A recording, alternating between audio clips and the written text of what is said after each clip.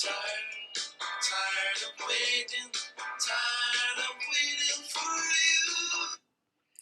Hello and welcome to this midweek reflection. Today we are in the middle of the first week of Advent. So last Sunday was the first Sunday in Advent and the beginning of the church's new year.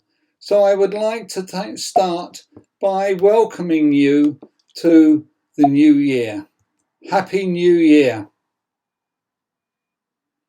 This year has been, or rather last year, has been somewhat of an unusual year. The opening song that I just played a few bars from, So Tired of Waiting. And that's what we seem to have been doing all this year, waiting. And that's actually what Advent is. It's a time of waiting and preparation. And it extends over the 4 Sundays before Christmas. And as you can see on the slide, the word Advent comes from the Latin adveno, to come to. And it refers to the coming of Christ. And there are, of course, 3 references. Firstly, we celebrate Christ's birth at Christmas. Secondly, of course, we receive Christ in Holy Communion. And finally, there will be his second coming at the end of time. But as I mentioned, the whole of this year has been a time of waiting. Thanks to coronavirus, it changed everything. The reports at the beginning of the year, if we can rethink back that long, indicated we were waiting for what the government would do. And of course, on March the 23rd, we found out with the lockdown. And we were then waiting for the end of lockdown. And during that period, of course, our churches were closed. There were strange arrangements for funerals and weddings. In fact, we couldn't have funerals and weddings in church. All we could do was open the church for private prayer. And of course, video streaming to Zoom. Who of us had heard of Zoom at the beginning of 2020? So it was a complete year of waiting. We were waiting for the announcement of lockdown. We were then, of course, waiting for the end of lockdown. And in the summer months, we had that glorious burst of freedom, when in fact we were often being encouraged, paid to go out to have food. Well, if not paid, at least we were able to have a meal out at a discount.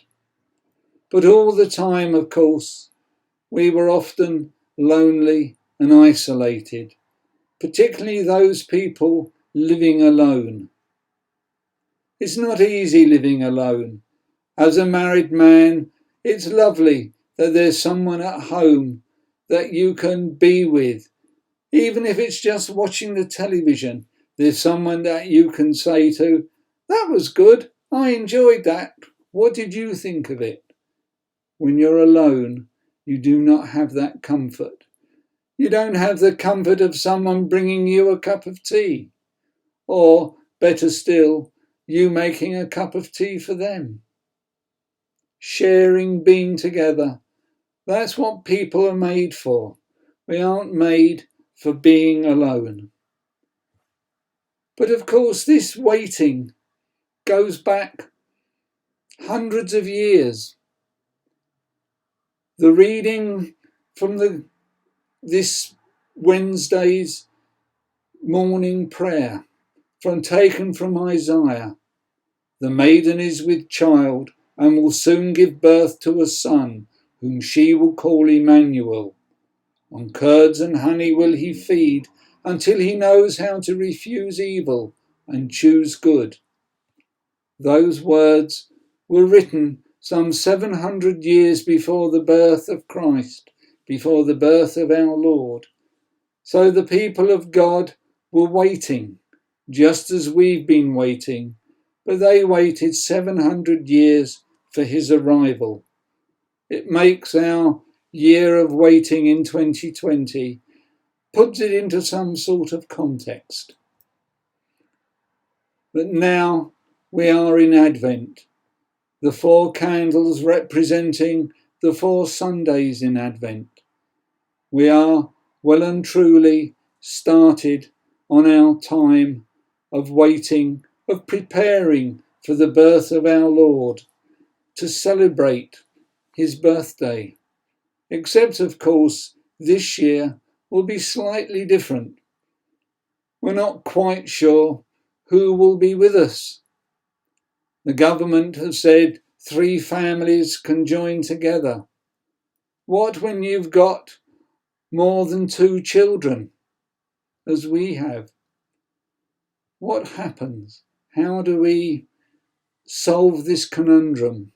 Something that the judgment of Solomon puts it all into perspective, because we can't cut them in half.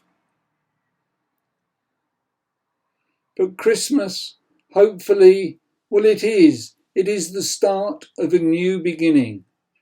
The image of Mary and Joseph with the newborn Christ is one we are familiar with and is one that we are preparing for this Christmas. Let us hope and pray that next year brings a light at the end of the tunnel, just as Christ came into the world to lighten our darkness. So, God willing, will the vaccine or the vaccines that have been developed, they will shed a light and the start of a new world, a new order. But let us hope that the new world, the post-COVID world, will be kinder, will be caring, as there have been incredible acts of kindness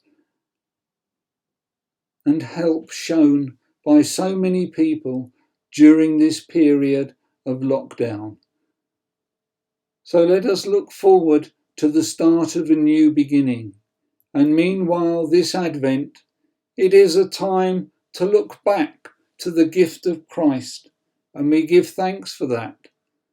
We look forward to the day that Christ will come again, and in the meantime, we serve the Lord diligently in holiness and righteousness. Thank you, goodbye, and happy Christmas.